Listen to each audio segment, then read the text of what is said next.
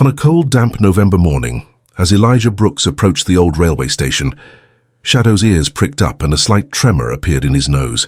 The German shepherd's reaction made Elijah pause. 10 years of military experience had taught him that Shadow's instincts were rarely wrong. The station building was adorned with rust-colored cracks and broken glass, the cruel effect of time. But what caught Elijah's attention was the small tent in front of the building. Made of worn fabric, it swayed in the wind as if calling for help. "Approach quietly, Shadow," Elijah whispered, zipping up his old leather jacket. With the dog by his side moving like his shadow, they approached the tent. The faint sound of coughing from inside the tent made Elijah's heart race. Someone was living there, probably for days. "Hello?" He called out, his voice echoing off the station walls. "It's Elijah. I mean no harm." The tent zipper slowly opened and an old man appeared. His hair was white, his face lined, but his eyes were still clear and determined. The man looked Elijah over, then glanced at Shadow. "Your dog looks well trained," the man said, white vapor escaping with his breath. "Are you a soldier too?" "I used to be," Elijah replied. "Who are you? What are you doing here?" The man stepped out of the tent and stood up. Despite his short stature, there was a pride in his posture. "Samuel Carter. I worked at this station for 35 years.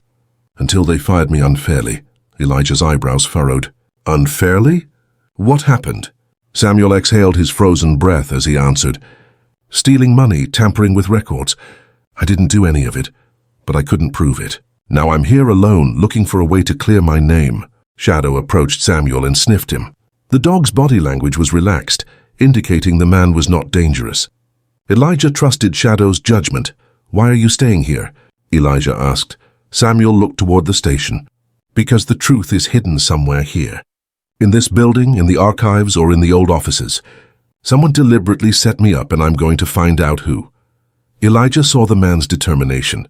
This wasn't just someone who had lost his job. This was a man stripped of his honor. "Are you alone in this?" he asked. "Until now," Samuel said, looking deep into Elijah's eyes. "Do you want to help?" Shadow sat down next to Samuel and wagged his tail. The dog's approval was enough for Elijah. "Okay," Elijah said, "but first let's find somewhere warm. We can't work in this cold." When they entered the station's old waiting room, Elijah surveyed the surroundings. Broken windows, overturned benches, and papers scattered on the floor. But in one corner they found an old stove. "Does this work?" he asked, pointing to the stove. Samuel approached. "It used to work. If we can find wood, we can warm up." Elijah pulled a small flashlight from his coat pocket and illuminated the station's dark corners. "Shadow, look for wood," he ordered. The dog began sniffing around the station, nose to the ground. A few minutes later, he found the remains of some old furniture. "We can use these," Elijah said, lifting a broken chair. "But first we need to make sure this place is safe." Samuel nodded. "You're right. No one comes here at night, but security might pass by during the day." After lighting the stove to warm the room, the two sat facing each other. Shadow stretched out at Elijah's feet. "Now tell me," Elijah said, "what happened to you?" Samuel took a breath and began. "I worked for this railroad company for 35 years. When I started, I was a young man with dreams. Over time, I got promoted, became an accountant. I loved my job, I worked honestly. So when did the problem start? 6 months ago. A new manager came, Marcus Webb. As soon as this guy arrived, he started changing the old ways. The record system, the accounting, he wanted to take control of everything." Elijah listened carefully. "Did you object?" "Of course. Some of the changes were illegal. I reported them to the auditors, but Webb first warned me, then started threatening me." Shadow looked up at Samuel as if he understood. "And then?" Elijah asked. Samuel's face crumpled. "One morning when I went to work, security came to my desk. They said $50,000 was missing. From my account, was there any evidence? Documents Webb supposedly found. I knew they were fake, but I couldn't prove it. They fired me within 2 hours." Elijah was assessing the situation. "Do you have family?" "My wife is dead. My children live in distant cities. I didn't want to subject them to this shame." Samuel's voice trembled. "All I want is to clear my name. Then why doesn't anyone believe you now?" Samuel gave a bitter smile. "Webb is very clever. Before firing me, he turned the other employees against me. He persuaded some, threatened others. Now I'm alone." Elijah threw another log on the stove. As the flames flared, the two men's faces lit up. "Where is Webb now?" he asked. "He's still the manager. He says he's brought the company its most profitable period. But I know where he got that money." "How?" Samuel leaned in and lowered his voice. "We used to record train shipments. Separate forms, separate tracking numbers for each shipment. After Webb changed the system, some shipments started disappearing from the records." Elijah's eyes lit up. "So he's selling those shipments and pocketing the money?" "Exactly. But to prove it, I need the old records. They might be in this station's archives." Shadow suddenly jumped to his feet, ears pricked. Footsteps outside put them both on alert. "Who could it be?" whispered Samuel. Elijah pressed his finger to his lips, signaling him to be quiet. He slowly got up and approached the window. Outside, two security guards were inspecting the station's perimeter with flashlights. One said something to the other, but they couldn't hear them. "Security," Elijah whispered. "Could be a routine patrol or Webb sent them," Samuel finished. "That man might be having me followed." Shadow came to Elijah's side and whimpered quietly. The dog sensed danger. The security guards approached the station's main entrance. One spoke. "Mr. Marcus said he didn't see anyone here, but we need to be sure." The other replied, "That old worker is still hanging around. If we find him, we'll call the police." Elijah and Samuel looked at each other. The situation was serious. "Is there a back exit?" Elijah whispered. Samuel nodded and pointed to a corridor. "The old staff exit, but it might be locked." "Shadow, come quietly," Elijah ordered. The trio moved slowly down the dark corridor. Elijah's flashlight illuminated the path.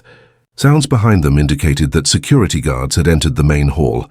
"The stove is still warm?" said one of the security guards. "Someone was here recently." "Search the area," ordered the other. When Elijah, Samuel, and Shadow reached the back exit, they saw that the door was indeed locked. "Where's the key?" Elijah asked. "It used to hang in the staff room," Samuel replied, "but they didn't have time." Elijah pulled a small knife from his coat pocket and began to pick the lock. Shadow listened intently and scanned the corridor. A few seconds later, the lock gave way. They pushed the door open quietly and stepped outside. The cold air hit their faces, but they felt free. "Where are we going?" asked Samuel. Elijah scanned the area. The back of the station was filled with old railroad tracks. Disused wagons and machine parts were ideal places to hide.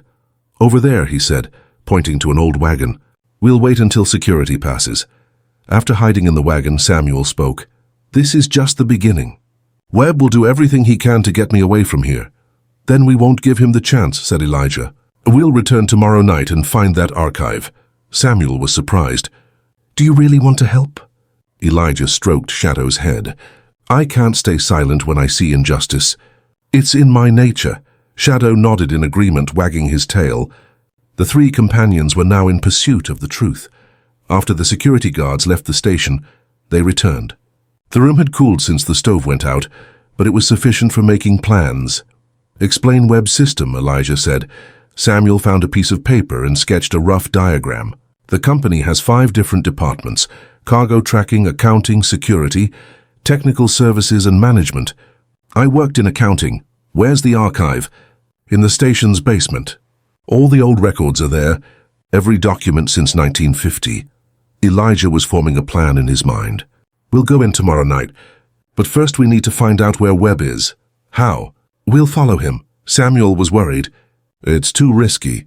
If we get caught—" "We won't get caught," Elijah said, looking at Shadow. "Right, buddy?" The dog barked as if he understood. That night they slept in the cold hall of the old station.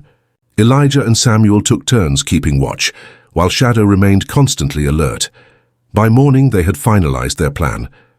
First they would learn Webb's daily routine, then infiltrate the archives. "We'll wait in front of the company today," Elijah said. "Do you know Webb?" "Sure. He's medium height, wears thick glasses, always dresses in a suit. He drives a black BMW. Perfect. Shadow, we've got a lot of work today." The dog wagged his tail, signaling he was ready. Hiding in front of the railroad company, Elijah surveyed the area. A large building, security cameras around it, a parking lot in front. Following Webb wouldn't be easy. "Here he comes," said Samuel, spotting the black BMW. Marcus Webb got out of the car. He was exactly as Samuel had described. Medium height, glasses, suit. But Elijah saw arrogance in his walk. "This guy's the one," he muttered. Shadow was watching Webb too. The dog's body language showed he didn't like this person. They waited after Webb entered the building. When lunchtime came, Webb came out again and went to a nearby restaurant. "Now," Elijah said, "time to go to the archives." As the midday sun filtered through the clouds, Elijah, Samuel, and Shadow waited behind the company building. They had seen Webb go to the restaurant, and now it was time to enter the archive. "How are the security cameras?" Elijah asked, surveying the building's perimeter. Samuel knew every corner of his former workplace. "There are 3 cameras at the main entrance, but there's only one at the back service door, and it's an old model. Its angle is narrow too. How do we get down to the basement?" "Go through the main corridor and down the stairs, but the cleaning staff might be there at noon." Shadow stood calmly beside Elijah. The dog knew how to behave in dangerous situations. "Let's scout it out first," Elijah said. "You wait here. Shadow and I will check inside." Samuel was worried. "What if you get caught?" "I won't get caught. But if I do, you run and call the police." Elijah and Shadow approached the back of the building. The service door was metal and had a sign that read "Authorized personnel only." Elijah used lock-picking techniques he had learned long ago to quietly open the door. When they stepped inside, an empty hallway greeted them. It smelled of cleaning supplies, and the sound of a photocopier came from afar. Normal working hours continued. "Shadow, stay quiet," Elijah whispered. The dog followed Elijah, lightening his steps. At the end of the corridor were stairs. The steel stairs leading down to the basement creaked slightly with each step. The basement had a completely different atmosphere. It was darker, more humid and quieter. There were metal doors on both sides of the long corridor. The names of different departments were written above each door. Where could the archive be? Elijah wondered. Shadow walked down the corridor, nose in the air. The dog had picked up a scent. They headed for the door at the very end. The door read Archive 1950-2000. Elijah turned the doorknob. It was locked. This time the lock was more complex. Elijah began to pick the lock using the tools in his pocket. Shadow pricked up his ears and listened to the hallway. A few minutes later, the lock opened. They pushed the door open and entered. The archive room was filled with metal shelves. Each shelf held dozens of folders and files. The years were arranged chronologically, starting from 1950 and extending to 2020. When was Samuel fired? Elijah wondered. 6 months ago. So early 2023. He scanned the shelves for the 2023 folders, but the shelves only went up to 2020. The new records must be somewhere else, he muttered. Shadow went to the other end of the room and caught a scent. He whimpered softly to get Elijah's attention. Elijah looked where Shadow had gone. There was a newer-looking metal cabinet there. It had 2021-2024 active records written on it. "Good job, Shadow," he said quietly. As he fiddled with the cabinet, footsteps came from upstairs. Elijah froze. Someone was coming down the stairs. Shadow immediately went on alert. His ears perked up and his body tensed. Elijah moved away from the cabinet and hid by the door. Shadow took up position beside him. The footsteps drew nearer. Someone was approaching the archive room door. Elijah held his breath. The sound passed. It was probably a janitor going into a different room. "We need to move fast now," Elijah thought. He continued opening the cabinet. There were hundreds of files inside. Each represented a different department. He found the files for the accounting department. He searched for Samuel Carter's name among the files for 2023, and he found it. The file detailed Samuel's dismissal process. But the most interesting part was the weeks leading up to the dismissal date. There were official warning letters Webb had written to Samuel. Accusations like irregularities in the records, abuse of authority, damage to company property. But when Elijah read carefully, he noticed something. All the accusations had been written immediately after Samuel's objections to Webb. "This is revenge," he muttered. As he read further into the file, he found even more surprising information. The week Samuel was fired, $50,000 was found to be missing, but there were no details about where this money had gone. Shadow suddenly jumped up. The sounds from upstairs had grown louder. Someone was talking. "Mr. Marcus is back," said a voice. "Check if anyone is in the archives." Elijah's heart raced. Webb was back and looking for them. He quickly put the files back and closed the cabinets. Shadow was already heading for the door. "Quick, Shadow," he whispered. When they left the archive room, the footsteps on the stairs were getting closer. They needed to find another way out. There was an emergency exit door at the other end of the corridor. Elijah ran in that direction, Shadow following him. When he opened the emergency exit door, they came out directly into the company's garden. But this door was connected to the alarm system, and the moment they stepped out, the loud alarm started blaring. "Run!" Elijah shouted. Both of them started running in the garden. Shadow was faster than Elijah, but didn't leave his side. Sounds were coming from behind the company building. "Someone's in the garden! Catch him!" When Elijah reached the garden wall, he climbed over it. It would be harder for Shadow. "Come here," he commanded. Shadow jumped and Elijah pulled him up. They both leapt over to the other side of the wall. Samuel was waiting for them. "What happened?" "I heard the alarm. We were about to get caught, but I found important information," Elijah said breathlessly. "Webb is definitely guilty. What did you find?" "The entire process before firing you was planned. A warning was written for every objection you raised. And there's no record of where that $50,000 went." Samuel's face lit up. "So I'm right?" "Absolutely. But we need more evidence to prove it."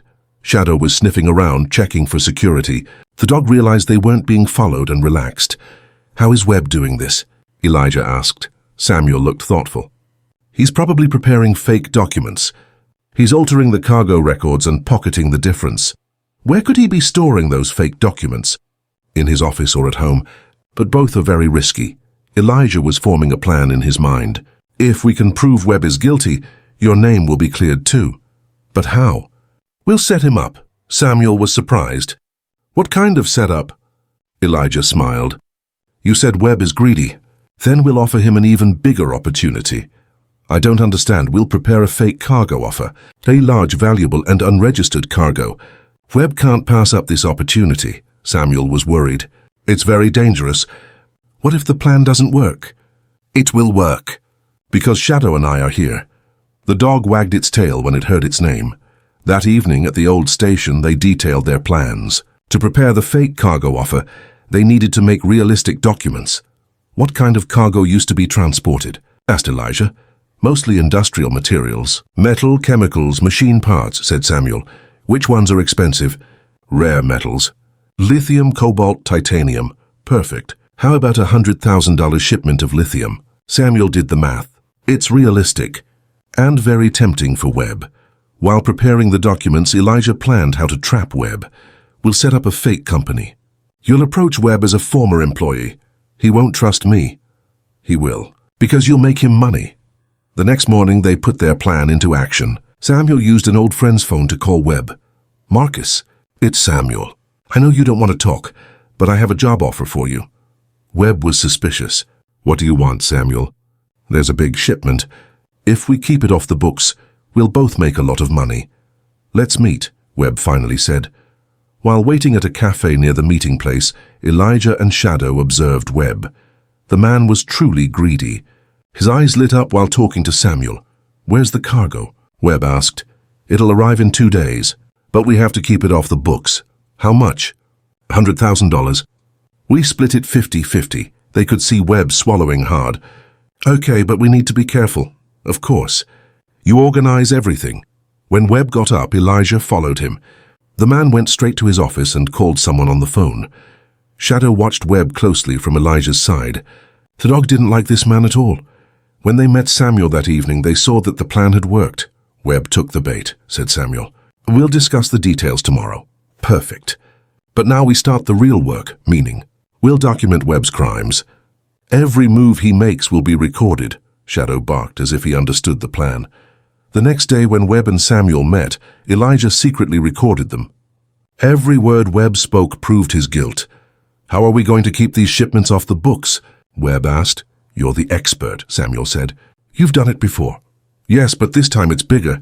Webb was confessing his crime with his own words. After the meeting, Elijah, Samuel, and Shadow gathered at the old station. "We got the recording," said Elijah, "but it's not enough. We need more concrete evidence." "Like what?" "The money Webb stole before." "That $50,000 must be somewhere," Samuel thought. "Bank records. If he transferred the money to his own account, there should be a trail. How will we get the bank records?" "We have to get into Webb's house." Shadow jumped up at the promise of adventure. "That's too risky," said Samuel. "We can't find the truth without taking risks," said Elijah. And this time I have Shadow. The dog barked as if to show he understood. They decided to explore Webb's house. The man lived alone and was usually home in the evenings. But Elijah had a plan. We'll get Webb out of the house, he said. How? A fake emergency meeting. They'll call from work and tell him he needs to come in. Samuel was uncertain. What if it doesn't work? It will work. Greedy people always take risks for more money. Shadow sensed Elijah's determination and sat down beside him. The dog's loyalty was unwavering. That evening they carried out the plan. Samuel called Webb and used the emergency meeting as an excuse. Webb left again just an hour after returning home. Now, said Elijah. As the trio approached Webb's house, Shadow sniffed the surroundings. The dog signaled to Elijah that there was no danger. The house was an ordinary suburban home, but it had security cameras. Elijah calculated the angles and found the blind spots. We'll go in through the back door, he said. When they opened the back garden gate, the garden light came on. There was a motion sensor. We have to be quick, Elijah said. When unlocking the back door, Elijah worried about a home alarm system, just like Samuel's. But they were lucky. Webb hadn't installed one. When they entered, Shadow immediately picked up the scent of the house. The dog now recognized Webb's scent. Where could the study be? Elijah asked. Usually upstairs, Samuel replied. They went upstairs via the stairs. There were 2 bedrooms and a study. When they entered the study, they saw Webb's true face. There were piles of documents on his desk. His computer was on, and the company's organizational chart was hanging on the wall. Elijah looked at the computer. He was lucky. Webb had saved the password. Let's find the bank records, he said. While scanning the files on the computer, he found a folder named Personal Finance. It contained all of Webb's bank accounts. Here it is, Elijah said. An extra $50,000 in income over the last 6 months. Samuel leaned in. Right around the time Samuel was fired. But that's not enough yet. We need to prove this money was stolen from the company. Shadow suddenly pricked up his ears. There was the sound of a car outside. Webb is coming back, Samuel said in a panic. Elijah quickly photographed the files with his phone camera. Quick, let's get out. But it was too late. Webb had opened the door to the house. He's coming upstairs, whispered Samuel. Elijah scanned the room. There was a balcony door in the study. We'll get out that way. When they opened the balcony door, there was grass below to land on, but it was high up. Shadow jumped without hesitation and landed safely. Elijah and Samuel jumped after him. Webb went upstairs and entered the study while they escaped through the backyard. There was someone inside. Webb shouted, "Call the police." But Elijah, Samuel, and Shadow were now safe, and they had obtained the necessary evidence. We're ready to finish Webb off now, Elijah said. The next morning, when they gathered at the old train station, the tension was palpable. They had managed to escape from Webb's house, but the fear that the police might have been involved gripped everyone. Webb is suspicious, said Samuel, his hands trembling as he sipped his hot coffee. He definitely reported the theft to the police. Elijah was thoughtful as he stroked Shadow's head. Maybe this works in our favor. If Webb acts in a panic, he'll make more mistakes. Shadow lay at Elijah's feet, but his ears were alert. The dog sensed the danger was not yet over. There's a fake delivery today, said Samuel. What if Webb gets suspicious and doesn't show up? He will, Elijah said firmly. $100,000 is too tempting for him. Greedy people can't calculate risk. According to their plan, they would meet Webb at 2 in the afternoon. The fake lithium shipment would be waiting in an empty wagon next to the old station.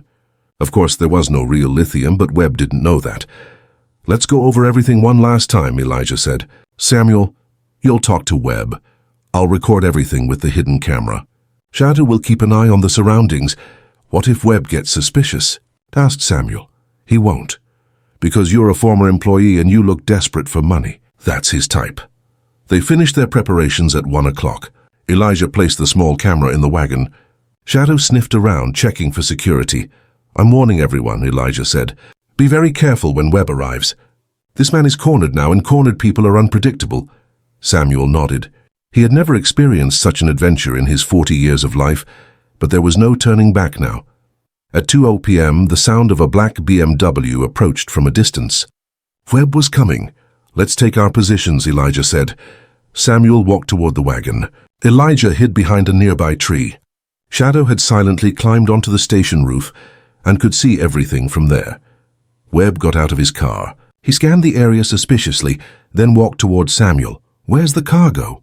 he asked, his tone tense. "In the car," Samuel said, pointing to the old train car.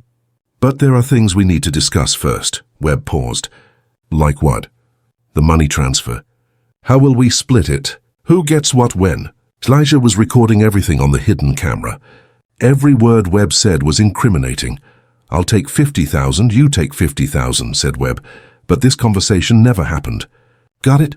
I understand. But have you ever had problems with your previous jobs?" A sly smile appeared on Webb's face. "Never. It's very easy to change the records. A few signatures, a few document alterations, and boom, the money disappears." Samuel tried to get Webb to talk more. "Like the Samuel Carter case, for example." Webb laughed. "That idiot tried to threaten me. I had to make an example of him. I stole $50,000 from his account and pinned the crime on him." "Very clever," said Samuel, cursing inwardly but trying to keep a smile on his face. "Of course. I'm a master at this." Just then, Shadow heard a strange sound from the roof. He pricked up his ears and turned his head in that direction. Police sirens were approaching in the distance. Shadow immediately signaled to Elijah. He let out a special bark. Elijah understood Shadow's warning. The police were coming. "Samuel, finish the conversation," he whispered to himself. Samuel decided to corner Webb with his final questions. "So no other employees suspect anything?" "No," Webb said proudly, "because I'm very smart. I plan everything.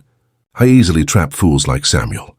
The police sirens were now very close. Webb also noticed the sounds. "What's that?" he said, looking around anxiously. "I don't know," said Samuel, trying to look innocent. "Maybe there's another incident." But Webb was now suspicious. "Something's wrong. Is this a trap?" "What trap? Are you paranoid?" Webb suddenly lunged at Samuel. "You set me up." Samuel backed away, but Webb caught him. The two men began to struggle. Shadow, seeing the situation, immediately sprang into action. He jumped down from the roof and pounced on Webb.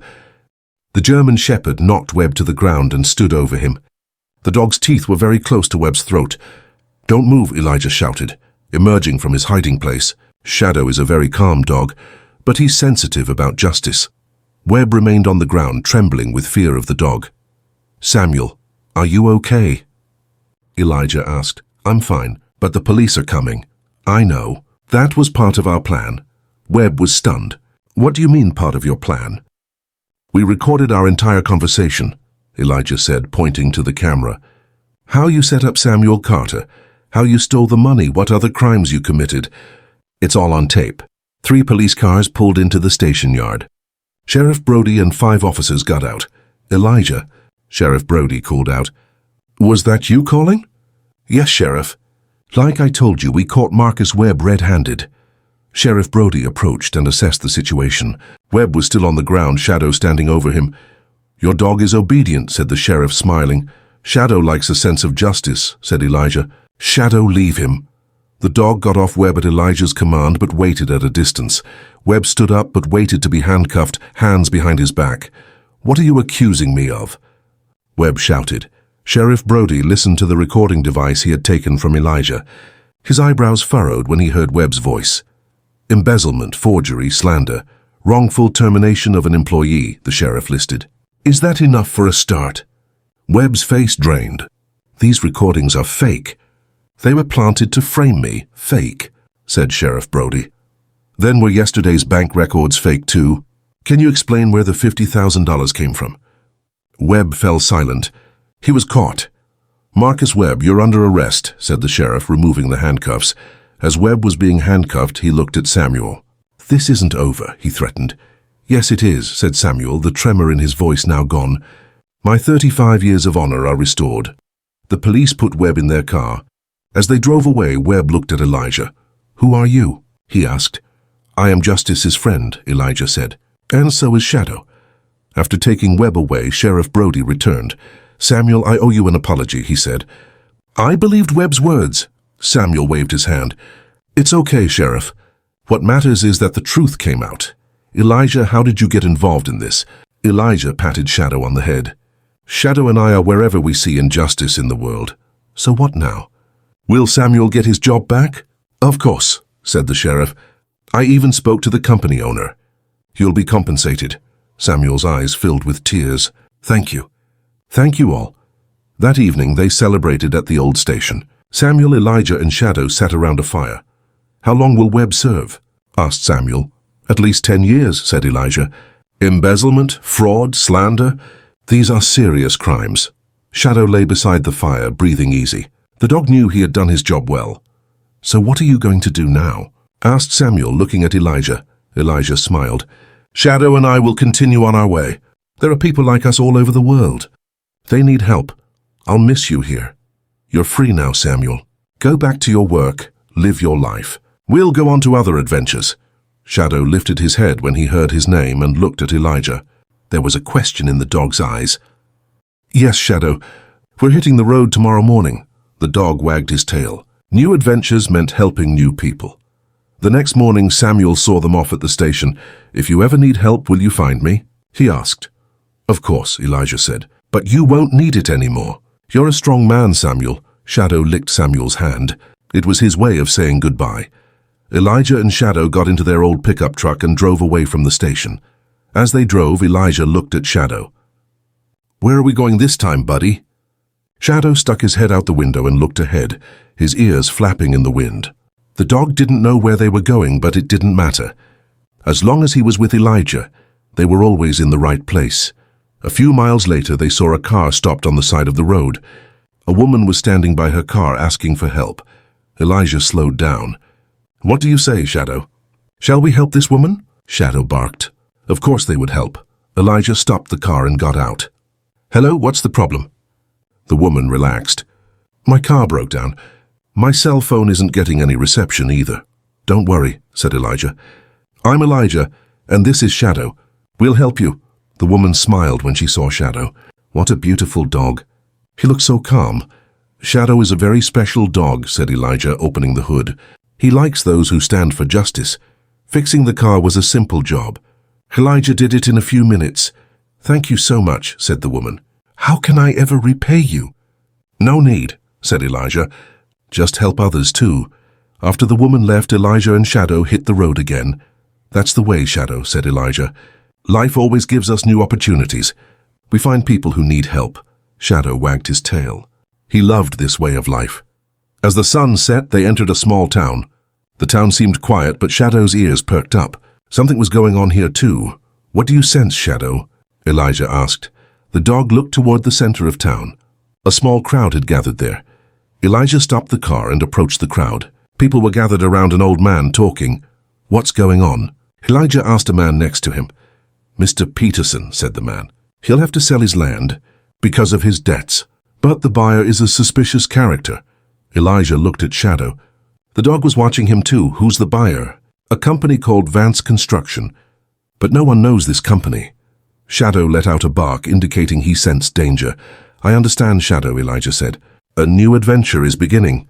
They approached old Peterson. The man was rubbing his hands in despair. Mr. Peterson? Elijah called out. I'm Elijah, and this is Shadow. We're here to help you. Peterson looked at Elijah's determined face and Shadow's loyal eyes. It's too late, said Peterson. I have to sign tomorrow. Otherwise, I'll lose my house too. It's not too late yet, Elijah said. Tell us what's going on. Shadow sat down next to Peterson and rested his head in the man's hand. Peterson felt the dog's warmth. This dog is very understanding. Shadow senses bad intentions immediately, Elijah said, and he doesn't see you as a bad person. Peterson decided to trust Elijah and Shadow. I've been looking after this land for 20 years, Peterson began. After my wife died, I was buried in debt. Now a company wants to buy the land, but it seems suspicious, doesn't it? Said Elijah. Yes, the price is too low and they're in a big hurry. Shadow sensed the fear in Peterson's voice and whimpered. Don't worry, Elijah said. Shadow and I will take care of this. Really? Of course. For everywhere there's injustice. Hope flashed in Peterson's eyes. Thank you, he said. Thank you so much. Elijah stroked Shadow's head. Ready, buddy? New victim, new villain, Shadow barked. He was always ready. Elijah and Shadow walked with Mr. Peterson toward the old man's house. As evening darkness fell over the town, the street lamps began to light up one by one. Peterson's house was an old but well-maintained wooden house, a little way outside the town center. "Come in," said Peterson, opening the door. "Here's a humble place, but we love to have guests." As soon as Shadow entered the house, he lifted his nose in the air. The dog set out to explore, sniffing every corner of the house. Elijah knew this behavior of Shadow's. The dog was searching for danger. "Peterson, when did that Vance Construction Company first contact you?" Elijah asked, sitting down in the old armchair. Peterson thought as he brought tea from the kitchen. 3 weeks ago, the very day I got the final warning letter from the bank. It was like the timing was perfect. Perfect. Elijah's ears perked up. "So they knew you were in debt?" "It seems so." When the man called, he said, "We know your financial situation, Mr. Peterson, and we want to help you." Shadow went to the window of the house and began watching outside. Ears pricked, body tense. Elijah knew this position well. What did Shadow sense? He muttered to himself. Peterson continued as he handed them their tea. "The company representative, Tom Vance, is coming tomorrow to sign the papers. Have you ever met this Tom Vance?" "No, we only spoke on the phone." His voice sounded young but very confident. Elijah was thoughtful. "How much did they offer for the land?" $200,000. "The market value is $800,000, but I owe $180,000. So I'm only making $20,000. That's a very low price, Peterson. Why are they in such a hurry?" Peterson shrugged. "Maybe they plan to buy the land cheap and sell it at a high price." Shadow suddenly moved away from the window and came to Elijah's side. The dog whimpered softly. This meant something's not right. "Peterson, is this lot in a special location?" "I mean open to development, high commercial value." "Actually, yes. Right in the center of town. The city is supposed to designate that area a commercial zone soon. When my wife was alive, she always said, 'This land will make us rich one day there.'" Elijah clapped his hands. "This guy is Shadow. Vance Construction knows the land will increase in value and is trying to trick you. But I have to pay my debts. I have no other choice. There's always a choice, Peterson. We just need to reach the right people." Shadow walked to the door and barked softly. Someone was approaching. "Are you expecting anyone?" Elijah asked. "No, who could be coming at this hour?" When the doorbell rang, all three waited alertly. Peterson went to the door and called out, "Who is it?" "Tom Vance from Vance Construction. I told you I'd be here tomorrow, but I came early." Elijah and Shadow looked at each other. "This was an unplanned development. What do we do?" whispered Peterson. "Act normal." "Shadow and I will observe," replied Elijah, retreating toward the kitchen. When Peterson opened the door, he found himself face to face with a man in his 40s, neatly dressed but unassuming. Tom Vance looked friendly, but there was a calculating gleam in his eyes. "Mr. Peterson, I'm delighted to finally meet you," he said, extending his hand. "I hope I'm not disturbing you." "No, not at all. Come in," said Peterson, his voice tense. As Vance entered, he carefully surveyed the house. His eyes lingered on every detail. Valuable items, antiques, paintings. "You have a beautiful home." "It looks very valuable too," he said with a fake smile. Elijah listened secretly from the kitchen. Shadow, meanwhile, quietly approached the living room and got acquainted with Tom Vance's scent. "I brought the papers," said Vance, pulling a thick file from his briefcase. "If you sign them, I'll deposit the money into your account tomorrow." "That quickly?" "Of course. We're professionals, Mr. Peterson. We don't like delays." When Peterson took the papers, Shadow slowly approached behind Vance. The dog sensed danger in this man. "Hey, where did this dog come from?" said Vance, stepping back when he saw Shadow. "Oh, this is Shadow, my guest's dog. He's very calm, he won't hurt anyone." But Shadow wasn't calm.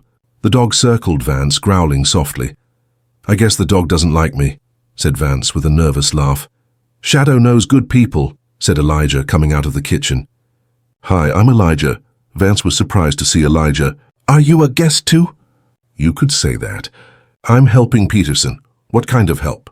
Elijah carefully studied Vance's eyes. "Legal help. I'm checking whether this land deal is fair." Vance's expression changed. His attempt to appear confident gave way to unease. "Legal help? That's not necessary. Everything is perfectly normal. You offered Peterson $200,000, but the market value of the land is $800,000. Does that seem normal?" Vance went on the defensive. "The land is a financial burden. We're taking a risk." "What risk?" "The land will be converted to commercial use. Its value will double. That's just hearsay. Shadow growled louder when he heard Vance's lie. The dog couldn't sense lies and deceit. "Peterson," Elijah said, "don't sign these papers. We need to consult a lawyer first." Vance panicked. "No, I mean this opportunity won't last. If you don't sign tomorrow, we'll withdraw our offer." "Then withdraw it," Elijah said coldly. Vance turned to Peterson. "Mr. Peterson, don't listen to this man. He's just trying to mess things up for you." "Actually," Elijah said with a smile, "I'm trying to fix things." "Shadow, show him what you think." Shadow stepped in front of Vance and looked him straight in the eye. The dog's gaze was so intense that Vance had to back away. "That dog is dangerous." "No," Elijah said. "He's just a champion of justice." "And you're not being fair." Peterson understood the gravity of the situation. "Mr. Vance, I think you came a little too early. They'll think about it tomorrow." Realizing his plan had been foiled, Vance gathered his bag. "This is a mistake, Peterson. You won't get another chance like this." "Maybe," said Peterson, "but at least I'll find it honestly." As Vance left, he turned to Elijah. "Who are you, really?" "I'm a friend of the truth," said Elijah. "And so is Shadow." After Tom Vance left the house, the trio breathed a sigh of relief. "Thank you, Elijah. There was something really strange about that man. Shadow never liked him. And Shadow's instincts are never wrong." Shadow wagged his tail and licked Peterson's hand. "So what do I do now?" "I still have debts," Elijah was thoughtful. "We need to find out the real value of the land. And who Vance Construction is." The next morning, Elijah started researching online. Using Peterson's old computer, he gathered information about Vance Construction. "I found it," Elijah said. Vance Construction is a fake company. Its real name is City Development LLC. And this company buys land for half price, has it declared a commercial area by the city, and then sells it for 10 times the price. Is that legal? It's legal, but not ethical. They're cheating you. Shadow sat next to Elijah watching the screen. Even if the dog couldn't understand the help of technology, he sensed the importance of Elijah's work. "So what can we do? We'll find someone to sell the land at the right price. Or we'll talk directly to the city and ask them to speed up the commercial zone process." Peterson's eyes lit up. "Is that really possible?" "Of course. You've lived in this town for 30 years. Do you know the mayor?" "Of course. Martha Wilson. My old neighbor? Perfect. We'll go to her and explain the situation." That afternoon, the trio went to the mayor's office. Martha Wilson was in her 50s, an energetic and sincere woman. She was delighted to see Peterson. "Peterson, long time no see. How are you?" "I'm doing okay, Martha. But I have a problem." Peterson explained the situation. Martha Wilson listened carefully and frowned. "I know this city development company. They've pulled the same stunt in other places. Stop them?" "No, but their methods aren't very ethical. People say they're being forced to sell their land cheaply." Elijah interjected. "How long will it take for Peterson's land to be declared commercial property?" Martha thought. "Under normal circumstances, 6 months. But in an emergency, we can reduce it to 1 month. Does Peterson's financial situation qualify as an emergency?" "It could, especially to protect him from land speculators." Peterson perked up. "Really, Martha? Peterson, you're one of this town's long-time residents. It's our job to protect you." Shadow celebrated this positive development with a cheer. "But there's a problem," said Martha. "In order to declare it a commercial area, I need to look at the activities around the land. If it's not suitable, I can't declare it." "What kind of activities?" "For example, music events, cultural activities, social gatherings. If the land is used like that, it can easily be converted into a commercial area." An idea came to Elijah's mind. "Peterson, isn't the land big?" "Yes, it's quite big. There's an old barn on it too." "Martha, if Peterson organizes cultural events on his land, would that work in his favor?" "Absolutely. Especially if they're music events, that would be perfect." Peterson was surprised. "Music events? But I don't know anything about music." "You don't need to," said Elijah. "You'll just provide the space." Shadow pricked up his ears when he heard the word music. The dog loved music. After leaving City Hall, Elijah explained his plan to Peterson. "Are there people who play music in town?" "I asked the choir at Sacred Heart Church. They're very good." "Perfect. Talk to them and ask them to hold a concert on your land." "But there's no money." "Money isn't necessary. They want this event too." "Shadow and I will organize it." Peterson was curious. "Do you know anything about music?" Elijah smiled. "Shadow and I have experienced many things. Music is one of them. When evening came, they visited Maria Santos, the church choir director. Maria was in her 40s, energetic and passionate about music. "Peterson, welcome. Who are these young men?" "I'm Elijah, and this is Shadow. We're helping Peterson." Maria liked Shadow when she saw him. "What a cute dog. Do you like music?" Surprisingly, Shadow responded to the musical tone in Maria's voice. The dog wagged his tail and whimpered softly, almost as if he was singing. "Wow, this dog really loves music," said Maria with a smile. "Maria," said Elijah, "would you consider an open-air concert on Peterson's property?" "Of course. Our choir needed a new stage, but there's a problem," said Peterson. "I don't have a system to run the event." "Don't worry," said Maria. "We'll bring the system from the church, but we need a night of rehearsal." "When?" "Tomorrow evening." "If that works for you." Peterson looked at Elijah. "What do you say?" "Great. Shadow and I will help too." Shadow barked excitedly. The next evening, Peterson's yard was a different place. Maria and the 12-member gospel choir had set up their equipment. While Elijah helped with technical matters, Shadow sniffed around. "Doing a security check." "The system is ready," said Maria. "Let's start the rehearsal." When the choir began singing Amazing Grace, something magical happened. Shadow howled softly, matching the rhythm of the music. The dog's voice was in perfect harmony with the choir. "This is incredible," Maria exclaimed. "Shadow is actually singing." Elijah was discovering Shadow's musical talent for the first time. The dog was born not only for security, but also for art. Elijah was happy during the rehearsal. The music awakened a peace he hadn't felt in a long time. Together with Shadow, he was experiencing a moment filled with peace and beauty. But during the rehearsal, Shadow suddenly went into alarm mode. His ears perked up and he scanned the surroundings. "What's wrong, Shadow?" Elijah asked. The dog pointed to the trees at the edge of the lot. Someone was hiding there. Elijah approached Maria without stopping the movement. "Keep singing. I'll be right back." Together with Shadow, they quietly moved toward the trees. There was Tom Vance and 2 other men. They were trying to sabotage the concert. "Let's mess with the system," said Vance. "If the concert gets cancelled, Peterson will have to sell the lot." Elijah and Shadow took up their positions. "Shadow, approach silently," he commanded. The dog hid in hunter mode. Elijah listened to Vance's plan.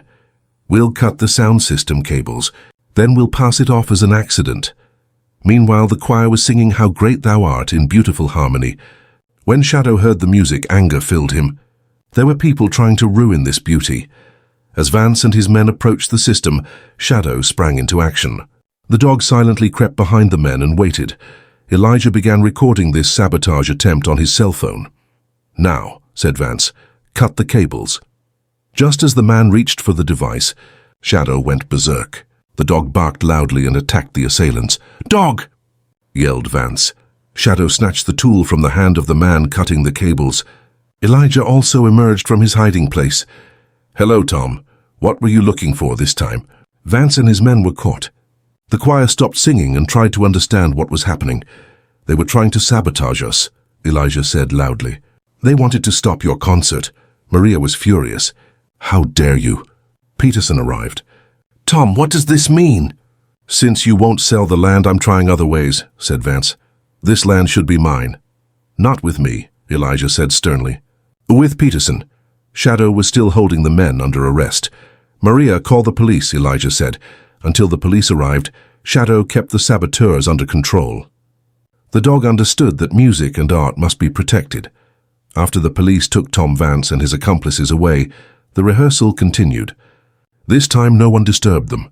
As they sang Amazing Grace, Shadow howled in harmony with the choir again. This time it was a safer, more peaceful environment. "This dog is extraordinary," said Maria. "Both a guard and a musician." Elijah patted Shadow on the head. "He's a very special friend." When the day of the concert arrived, the townspeople flocked to Peterson's property. Mayor Martha Wilson had also come to watch the event. The choir gave a wonderful performance. Shadow accompanied them on certain songs. The dog's voice brought tears to people's eyes. "This is incredible," said Martha. "Peterson, this property should definitely be declared a cultural site." Peterson was very happy. "Really, Martha?" "Of course. And after this cultural event, the land's value will be at least $1 million. Peterson hugged Elijah. "I don't know how to thank you." "No need," Elijah said. "You deserved justice." After the concert, Martha Wilson made an official announcement. "Peterson's land has been declared our town's first official cultural site. This land is now under special protection." Amid applause, Peterson stood up. "This achievement belongs to Elijah and Shadow. Without them, I would have lost everything." Hearing the applause, Shadow wagged his tail and let out a soft howl, as if expressing gratitude. Maria stepped up to the microphone. "Shadow has been named an honorary member of our choir tonight." Shadow stood up as if understanding this honor and gave a short howl of thanks. A few days later, Peterson's financial problems were solved.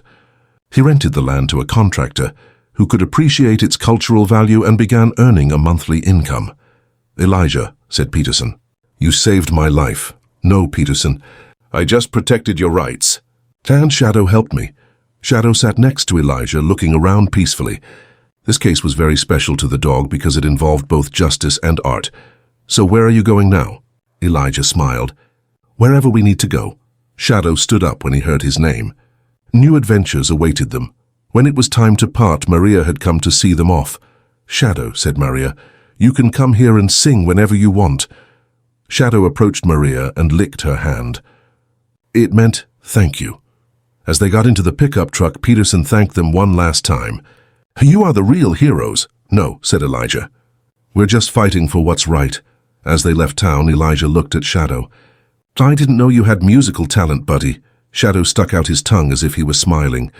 "Maybe you're not just a guard dog. Maybe you're an artist." The dog seemed to like the idea, wagging his tail vigorously. On the road, they heard a news report on the radio. City Development Company arrested for fraud. The company bought dozens of plots of land at low prices and sold them at a high profit. "We caused this news, Shadow. By protecting Peterson, we protected other people too." Shadow wagged his tail. Justice was contagious. In the afternoon, they took a break in a small park. While Shadow ran on the grass, Elijah became lost in thought. He thought about how changeable life was. Samuel's case, Webb's arrest, Peterson's escape. Each case taught a different lesson, but the most important lesson came from Shadow. The dog was loyal, brave, and always on the side of justice, no matter what. "Shadow," Elijah said, "you're a great friend." The dog came over to Elijah and rested his head on his lap. At that moment, sirens sounded in the distance. It was an ambulance passing very close by. Shadow pricked up his ears. The dog sensed someone needed help. "What do you say, Shadow?" "Should we help?" Shadow jumped up and looked in the direction the ambulance was going. "I understand, buddy. Let's go." They got in the car and followed the ambulance.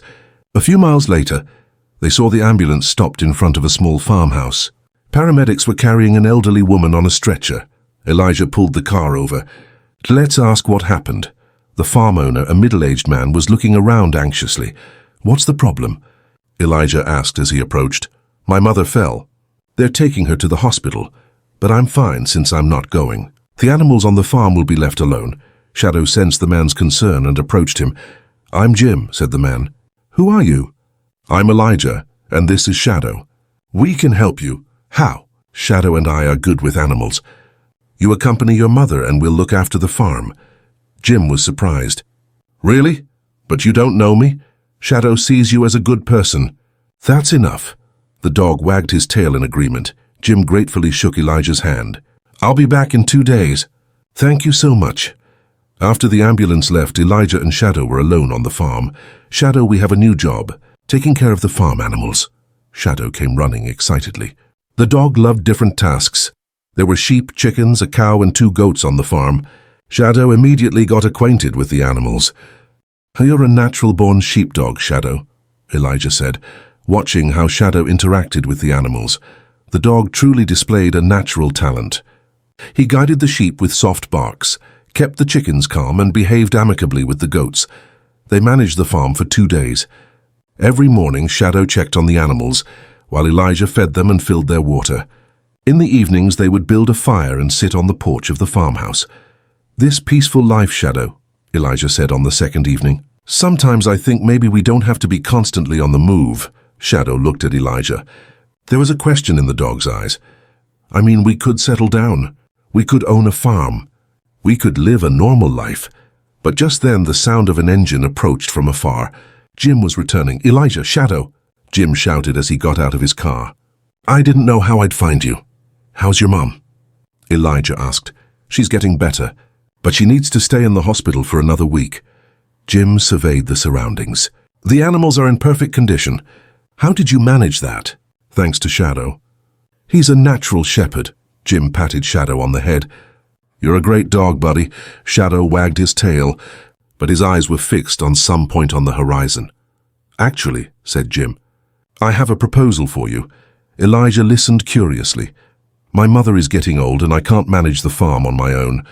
Would you like to stay here and help me? House, food, salary, everything's on us." It was a very tempting offer.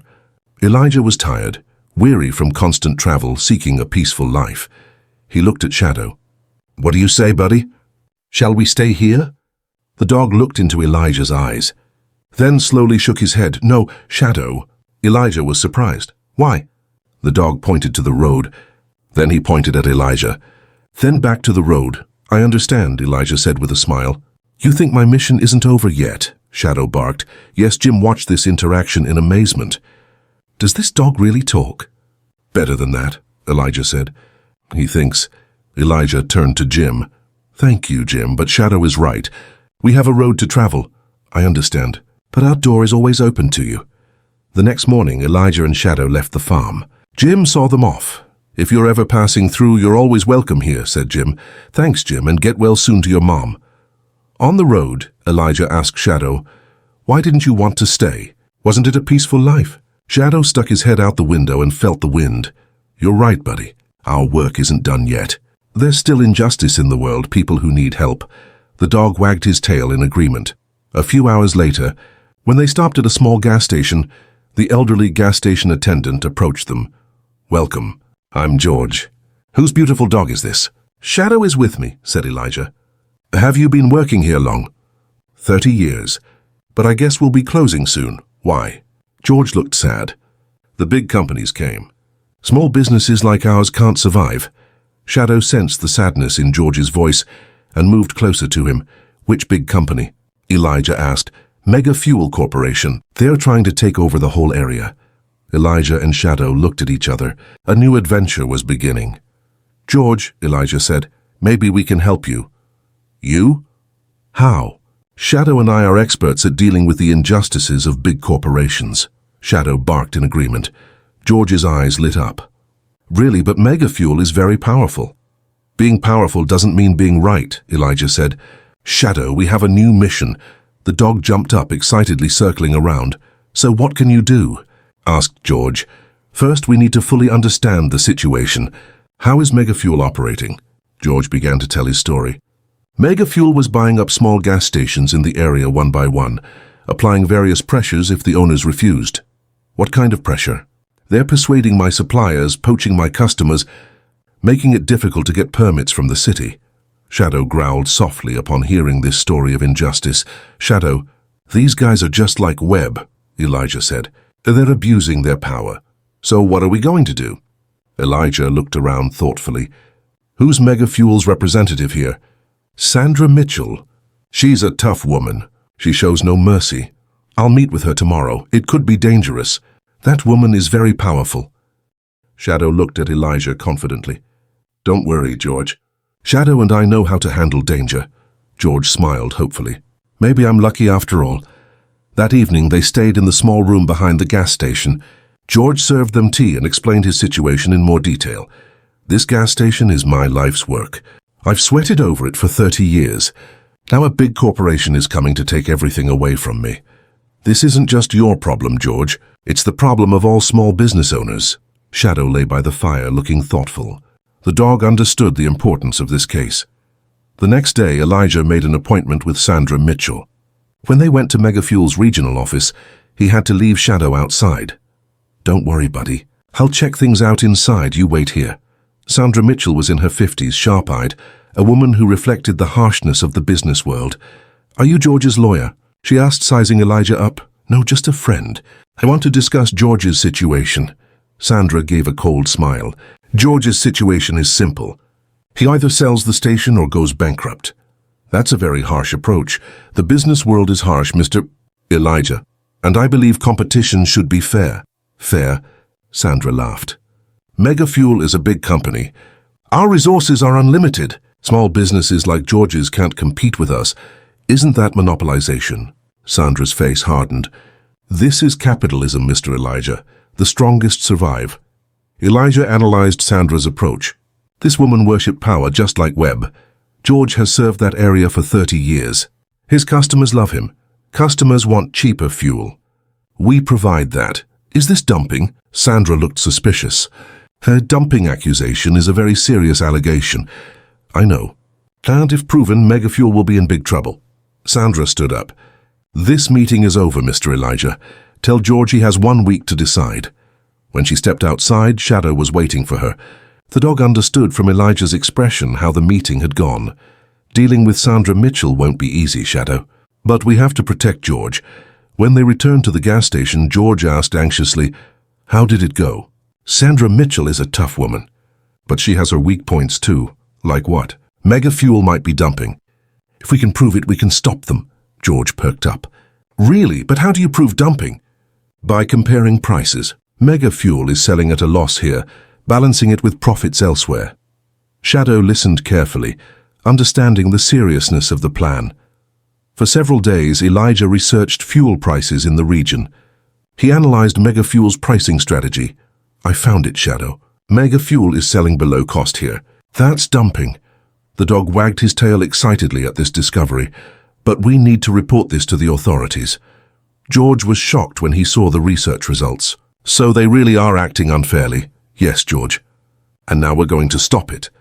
Elijah filed a complaint with the competition authority. With his detailed report, he proved that Megafuel was dumping. A week later, competition authority inspectors arrived in the area. An investigation was launched into Megafuel. Sandra Mitchell called Elijah and threatened him. Drop this or else... Or else what? Elijah asked coldly. Are you going to stop me from telling the truth? Sandra hung up. But a few days later, she began to take more aggressive steps. George's suppliers stopped working with him, saying they were being pressured by Megafuel. This is unfair, George said helplessly. They're putting me out of business. Sensing George's anxiety, Shadow approached him and rested his head on the man's lap. Calm down, George. Shadow and I are here, but my suppliers are gone. I can't get fuel. We'll find other suppliers. We'll win this battle. Elijah searched the internet and found independent fuel suppliers. He met with them and came up with alternative solutions for George. George, this crisis is actually presenting you with an opportunity, Elijah said. What do you mean? By working with independent suppliers, you'll be completely independent from Megafuel. Plus, these suppliers offer more competitive prices. Shadow wagged his tail in approval of this positive development. A few weeks later, the competition authority announced its decision. Megafuel was found guilty of dumping and received a heavy fine. Sandra Mitchell arrived at George's gas station. This time she was very different, defeated and helpless. George, she said, the old arrogance gone from her voice, maybe we can make a deal. What kind of deal? Asked George. We'll drop our plans to buy your station. We won't even compete in the area, Elijah interjected. Why would you want to make such a deal? Sandra looked at Elijah. Because you won. Because of the competition authority's penalty, we have to withdraw from this area. George looked at Elijah gratefully. So we really did it? Yes, George. And from now on, no one can force you out. Shadow wandered around, savoring this victory. As Sandra left, she turned to Elijah. Who do you think you are? I'm just someone who stands for justice, Elijah said. And so does Shadow. Sandra shook her head and left. That evening, George invited Elijah and Shadow to dinner. I don't know how to thank you. George, you're an honest man. It's our job to protect honest people. Shadow licked George's hand, his way of saying, you're welcome. So where are you going now? Elijah looked at Shadow. The dog stood there with that distant look again. We don't know, George. But Shadow always points us in the right direction. The next morning as they left, George saw them off. This gas station is always open to you. Come by whenever you need to. Thanks, George. And remember, being strong doesn't mean you're right. As they drove along, Elijah was deep in thought. Shadow, we see the same thing every time. Powerful people do wrong to the powerless. Shadow nodded in agreement. But we managed to stop them. Samuel, Peterson, George, we protected them all. The dog wagged his tail happily. Do you know, Shadow, will this journey ever end? Shadow looked into Elijah's eyes. Then he pointed down the road. It meant the road continues. You're right, my friend. As long as the world needs justice, we're on the road. As the sun was setting, they stopped to rest at a small motel. Elijah was writing in his journal, Day 127, Shadow and I protected George's gas station today. Mega Fuel got fined for dumping. A small victory, but an important one. Shadow is getting smarter every day. He's not just a dog anymore, he's my partner. Shadow was watching Elijah write when suddenly his ears perked up. Strange sounds were coming from outside. What is it, Shadow? The dog went to the door and whimpered softly. Does someone need help? Shadow barked in agreement. Elijah looked outside. An elderly woman was standing helplessly next to her car in the motel parking lot. Back at it again, Elijah said with a smile. Come on, Shadow, let's go help. They both went outside. The elderly woman relaxed when she saw them. My car broke down, she said. My cell phone isn't getting any reception either. Don't worry, said Elijah. I'm Elijah, and this is Shadow. We'll help you. The woman smiled when she saw Shadow. What a beautiful dog. He looks very smart. Shadow is very special, said Elijah, opening the hood of the car. Fixing the car was easy. The battery connection had come loose. Elijah fixed it in a few minutes. Thank you so much, said the woman. My name is Margaret. How can I ever thank you? No need, Margaret. Just help others on the road too. Margaret got in her car and drove away. She waved and left. That's how it is, Shadow, Elijah said. Sometimes big cases, sometimes small favors. Both are valuable. Shadow wagged his tail. He had embraced this philosophy of life. After spending the night at the motel, they hit the road early the next morning. Shadow stuck his head out the window, looking toward the future. Where are we going this time, buddy? Elijah asked. Shadow gave no answer, because the future was uncertain. But one thing was clear. Wherever they went, they would stop wherever they encountered injustice. Elijah turned on the radio. The news reported various cases of injustice. People seeking justice. The injustices of large corporations, the oppression of the weak. Do you hear that, Shadow? The world needs people like us. Shadow nodded. He was thinking the same thing. Around noon, they saw a truck stopped on the side of the road. The driver was waiting anxiously next to the truck. Hold on, Shadow. Someone needs help again. They stopped the car and approached the truck driver. What's the problem? Elijah asked. Engine trouble, said the truck driver. I called a repair service, but they're quoting me a very high price. Shadow noticed the worry in the truck driver's voice. How much are they asking? $500. I don't know where I'll find that kind of money. $500. I don't know where I'll find that kind of money. Elijah examined the truck's engine. It's a very simple problem. I can fix it, really. How much do you want? Nothing. Just a favor. The truck driver couldn't believe Elijah's kindness. An hour later, the truck was running. The truck driver gratefully shook Elijah's hand.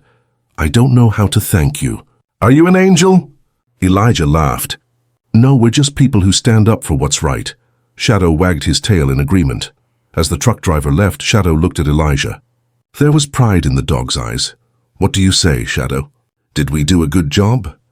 Shadow barked, of course. You know, buddy, I wish this journey would never end. Every day, new people, new stories, new injustices. Shadow nodded his head as if agreeing with Elijah's words. And you're always by my side. The best partner, the most loyal friend. Shadow approached Elijah and rested his head in the man's hand. At that moment, they both understood that this journey was not just an adventure. It was their way of life.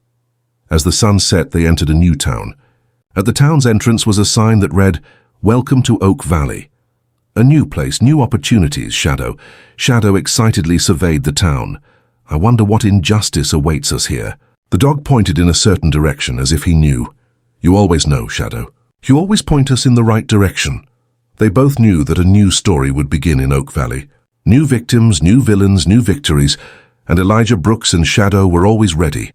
Wherever they saw injustice, they would continue to stand as silent heroes, because that was their nature. This was their mission, and this mission would never end. The story of Elijah Brooks and Shadow ends here, but their journey continues. Every town, every encounter, opens a new chapter in the fight against injustice. Two silent heroes take small steps to change the world, and with each step, they become more connected to each other. The songs sung with the gospel choir, the peace found on Peterson's land, the victory won at George's gas station. All are different shades of the fight against injustice. Shadow is not just a dog. Elijah is not just an old soldier. They are symbols of hope and justice. And their journey continues.